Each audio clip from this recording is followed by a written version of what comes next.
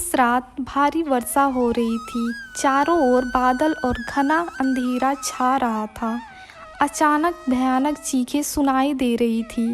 पूरा वातावरण स्कंद करते हुए भर गया था। प्रसन्न ने अपनी तलवार उठाई और चीखों की दिशा में दौड़ गया। एक ही झटके में उसने तलवार के प्रहार से सिर धड़ से अलग कर दिया। उसे लगा उसने किसी की रक्षा की है, लेकिन उसने वध कर दिया था, और वो भी एक गौ माता का। और अनजाने में हुई इस भूल का उसे एक भयानक श्राप का सामना करना पड़ा। एक ऐसा श्राप जिसने उसके वर्तमान और आने वाले जीवन को परिवर्तित कर दिया। लेकिन उस रात को क्या हुआ था और कौन था प्रसन्न? चलिए आज की इस पुरुषोत्तम मास की श्रीमद् भागवतम कथा का श्रवण करते हैं, इस रहस्य को जानते हैं। हरे कृष्णा। श्री कृष्ण कहते हैं कि सभी मासों में उन्हें पुरुषोत्तम मास सबसे अधिक प्रिय है। इस पुरुषोत्तम मास में यदि कोई व्यक्ति मनुष्य अल्प मात्रा में भी आध्यात्मिक कार्य करता है तो उसको उसके अनेक गुना फल प्राप्त होता है।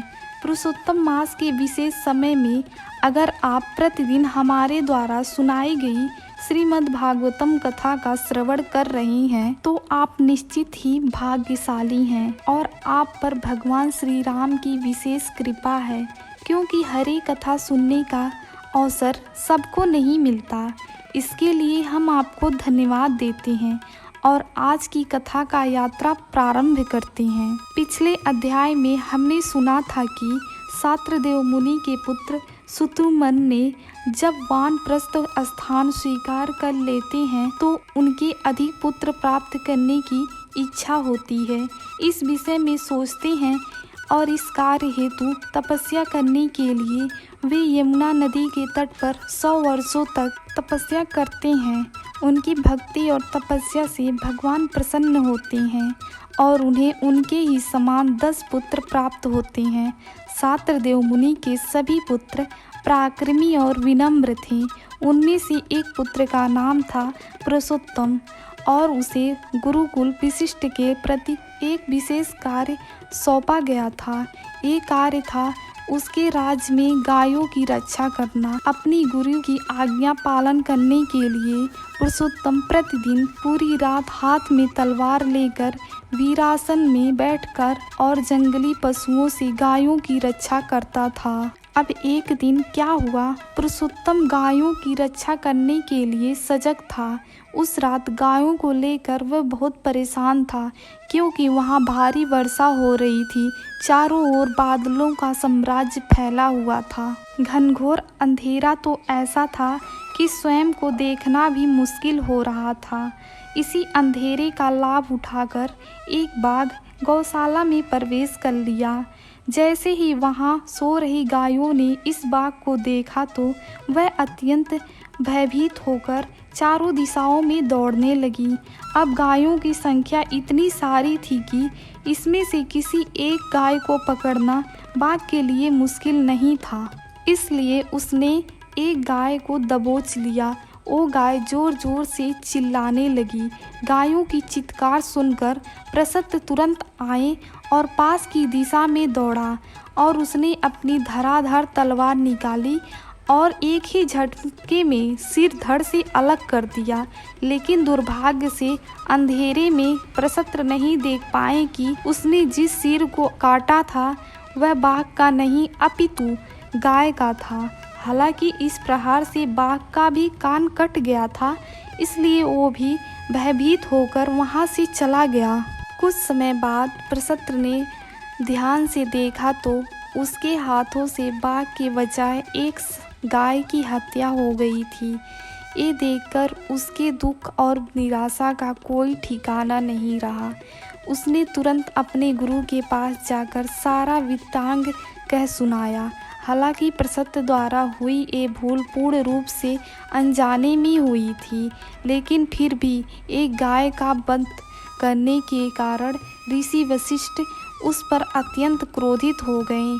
उन्होंने प्रसन्न को श्राप देते हुए कहा, तुम स्वसा काय कुलाचाय है क्षत्र भ्रातृबंधु सूत्र त्वं कर्मणा भविता मुना। हे प्रसत्र, इस गाय की हत्या के कारण तुम अगले जन्म में क्षत्रिय के परिवार में नहीं अपितु शूद्रों के परिवार में जन्म लोगे। प्रसत्र ने भी अत्यंत विनम्र पूर्वक अपने गुरुवर के इस श्राप को स्वीकार कर लिया। उसके बाद उन्होंने अपनी इंद्रियों पर संपूर्ण नियंत्रण रखते हुए ब्रह्मचर्य का व्रत किया और अपने समस्त सांसारिक दायित्व का त्याग कर अब वह अपना पूरा संपूर्ण जीवन परम भगवान जी के चिंतन और स्मरण में व्यतीत करने लगे।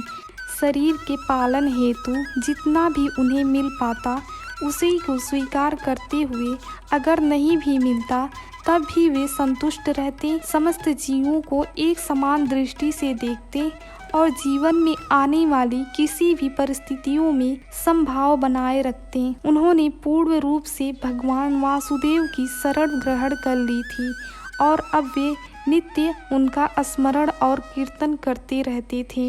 इस प्रकार संपूर्ण पृथ्वी पर विचरण करते हुए वे अवधूत बनकर शेष अपना जीवन व्यतीत करने लगे। अब देखिए, जो व्यक्ति सदैव भगवान का स्मरण और चिंतन करता है उसका शुद्धिकरण स्वयं ही हो जाता है। ऐसा ही कुछ हुआ प्रसत्र के साथ। एक दिन उन्होंने वन में भयानक अग्नि देखी और इस स्थिति का लाभ उठाकर वे उनमें प्रविष्ट हो गए। इस प्रकार उन्होंने इस भौतिक देह का त्याग कर लिया और अंततः भगवान के नित्य धाम बैकुंठ लोक में प्रवेश किया। भगवान के संपूर्ण शरण गति स्वीकार करने के फलस्वरूप वे अपने गुरु के श्राप से मुक्त हो गए।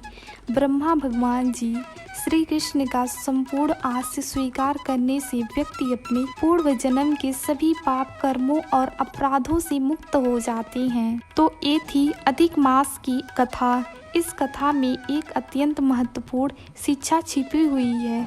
जानते हैं कौन सी है? तो जल्दी से हमें कमेंट में बताइए। आपके उत्तर की हमें प्रतीक्षा रहेगी। और जाने से पहले आपको इस चैनल को सब्सक्राइब करना मत भूलिए, क्योंकि इस पवित्र मास में हम आपको पवित्र मधुर कथाओं की रसधार नियंत्रण लेकर आने वाले हैं। धन्यवाद।